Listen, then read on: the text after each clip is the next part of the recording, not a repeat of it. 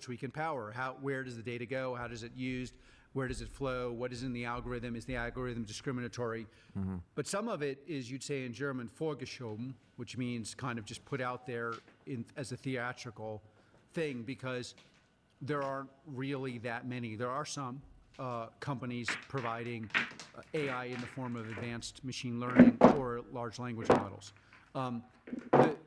We have a slight bias here at Palantir. We build a software that will allow you to process large language models, rebuild the output of large language models, turn it into what we call an agent, which is a safe algorithm you can run across your enterprise, and we can interact back and forth with large language models or other forms of AI, so that the algorithm of large model understands your enterprise, but you don't outsource the knowledge of your enterprise to the large language model.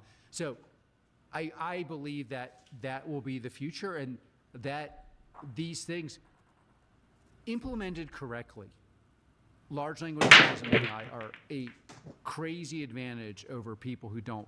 And you could just take very simple examples on margins in business, efficiency and allocation, resource allocation, rebuilding your enterprise so that you get the most efficient parts at the right time, allocation of assets, resources, figuring out, by the way, one of the most important uses of AI for America that we're just beginning to see, which we're seeing at a company I won't mention just because I haven't, but like manufacturing, often manufacturing has a cultural element. So if you want to manufacture something in America like is manufactured in Japan or Taiwan, that's actually a really hard thing to do. But one of the things algorithms and AI will allow you to do is control the instruments, control production, so that you get an American workforce, the advantages of being in the US, and production exactly like you would have in Japan or in Taiwan or other places. And so that is not theater. That is, and by the way, the part that's definitely not theater is you're going to watch the GDP of America compared to the world. This is what I also wanted to ask you about, because it does seem to me like it could affect productivity, right, which is the input to GDP. And in America, productivity in things like healthcare, education, even areas, if we disagree on politics, we can both agree those are very important to work better for our country. Like, productivity is stagnated in those areas for decades. Is AI finally going to break in and maybe help productivity there? Are we going to be able to fix some things? We have a lot of we had no clients in we'll leave education. We're not heavily involved in that. But on healthcare, pharmaceuticals, hospital care, we had basically very few clients last year. And now I think we power allocation at between 13 and 14% of all hospital bed allocation in the country. Wow. We have, and it's simply because the people in these industries know that they need instruments to increase efficiency and productivity. Part of the reason why it was hard to do this is the use case they have is very difficult, because you have to increase productivity with low margins under harsh conditions, meaning you can get sued, you do get sued. There are privacy protections that are the most sacrosanct in the world. There are issues around resource allocation that involve class and race, which mean that I don't want to touch those. So those are issues. Those are issues that where you need to be able to track what goes into the algorithm, how the algorithm is used, and how that algorithm then leads back to efficiency without getting into hot water, either morally, institutionally, or legally. Palantir is ideal for that. Yeah. And so, but again, it's precisely because one of the amazing things in business is no one believes that that Palantir's deep understanding of the technical issues that involve data protection, civil liberties, are things that generated our product. Yes. But if you're dealing with this use case, there's only one engine you can use, because we've spent 20 years thinking and building products for this. And interestingly, it's the kind of things you use to identify adversaries with software also presuppose a data protection, civil liberties bias. It's not just find enemy, it's find enemy, is this the stupid general we want to keep alive? Imagine a world where every decision your organization makes is instantly informed by real-time AI insights. In this video, we explore how Palantir's groundbreaking software transforms complex data into actionable intelligence and ensures robust AI compliance, bridging the gap between cutting-edge technology and strategic decision-making to empower unprecedented future success. Let's begin with the Palantir Ontology, a decision-centric architecture that fundamentally redefines how organizations connect AI to their operations. At its core, the ontology isn't just about data, it's about integrating three crucial elements: data, logic, and action. A lot can change in 5 years, but the price of your internet plan won't. With Verizon, get a 5-year price guarantee and plans start at $35 a month. Only on Verizon.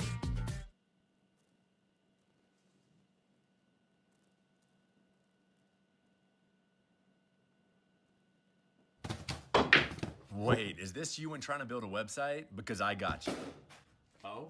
Check out Bluehost. They have an AI site creator that makes it a breeze. Build your own professional looking site in minutes. All you have to do is type in some details about your business and the AI site creator will generate 3 awesome designs for you to start with. Then you can customize it as much as you want. Add in your pictures and branding colors and boom, fully fledged site is up in minutes. You didn't even have to code anything. This is perfect if you're trying to get your site up in time for the holidays because they have great e-commerce tools too. No worries, no stress. Get your website up in minutes with Bluehost.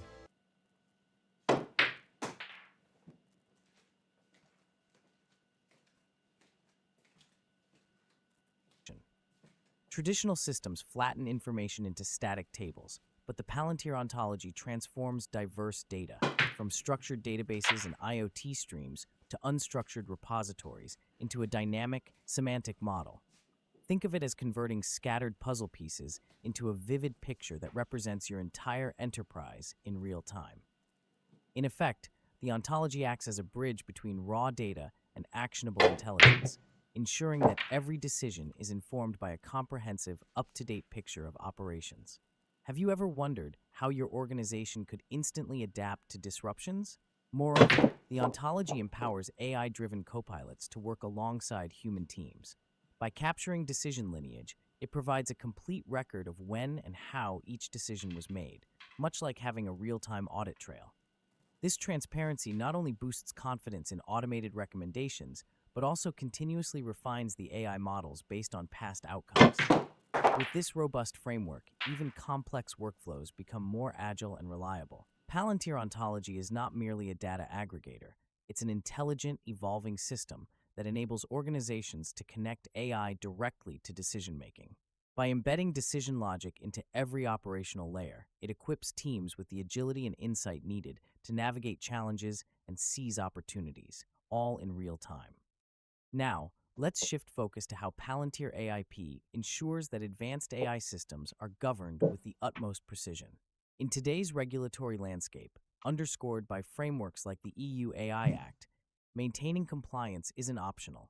Palantir AIP is designed to embed robust governance directly into the AI lifecycle, addressing critical areas such as data governance, risk management, and record keeping.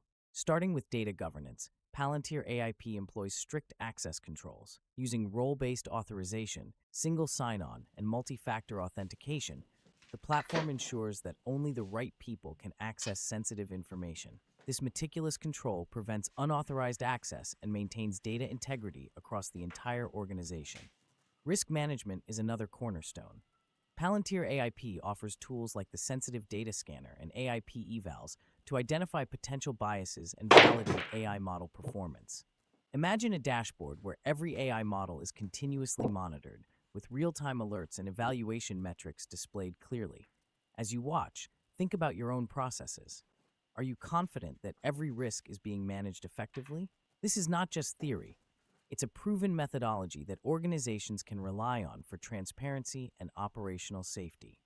Furthermore, comprehensive record keeping is embedded into the platform. Automated audit logs capture every decision and modification, ensuring full traceability. This edit history is crucial for regulatory compliance, as it provides an unalterable record of every change made. Palantir's governance framework within AIP not only meets but exceeds regulatory demands by ensuring data quality, mitigating risks, and maintaining a detailed, transparent record of AI activities. This integrated approach is essential for organizations aiming to deploy AI confidently and responsibly. Palantir's software solutions are revolutionizing how organizations make decisions and govern AI. The Palantir ontology empowers teams by seamlessly integrating data, logic, and action, transforming raw information into real-time, actionable intelligence. Meanwhile, Palantir AIP fortifies AI systems with rigorous governance, ensuring robust compliance, transparency, and risk management. Together, these systems not only drive operational efficiency, but also build trust and accountability in today's data-driven world. If you found these insights valuable, please subscribe to the channel and like the video. Your engagement helps us continue to bring you in-depth analysis on how technology can drive strategic success. Thank you for watching. This is the quickest way to hit a second puberty after 50. The dude has washboard abs at age 61. And let's be honest, the only six-pack most 35-year-olds have isn't on their body. It's sitting in the refrigerator. So what's his secret? I did some research and found out some scary stuff about the 5 feminizing foods he's always talking about. Turns out he's actually onto something. He says he's on a mission from God to stop what he calls America's soft man epidemic, caused by these 5 feminizing foods. He's a Christian too, so it's not surprising that he found the best way to protect yourself against these feminizing foods, actually mentioned in the Bible. He says men over 40 especially need to avoid these feminizing foods like the plague and replace them with what he calls God's power foods. Here, let's just play the video and let him spell it out for you. The Bible mentions one fruit from the Garden of Eden that can help men reclaim the tone and muscular body God gave them. So if you're over 40 and struggling with stupid belly fat, love handles, and chest fat, I have some good news for you. You see, God created a man's body to be tough and powerful, to work hard, hunt down food, and even go to war to defend his country and the people he loves if he needs to. A man's body was not made to be soft, weak, and fat. That's why when a man simply eats the right foods, he'll look and feel powerful and strong, the way God made him. But the bad news is, most of the clean, whole foods God created for us have been modified, ultra-processed, and transformed into feminizing foods by greedy corporations. And no, this isn't some crazy conspiracy theory. Hard scientific data shows that there are 5 feminizing foods that increase estrogen, the lady hormone, and destroys a man's testosterone. These foods might look harmless, but they send a man's fat cells spiraling out of control, making him softer and weaker every time he eats these so-called health foods. But there's also good news. There are a handful of God's power foods still untouched by the sin of greed that can help any man over 40 undo the damage of these toxic feminizing foods.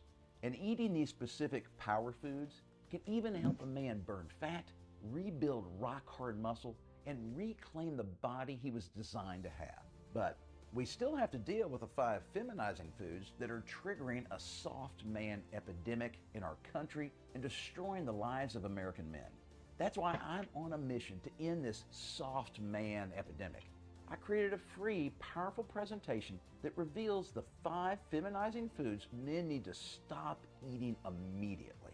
In this video, I show you how simply adding God's power foods to your diet quickly melts fat and builds muscle again.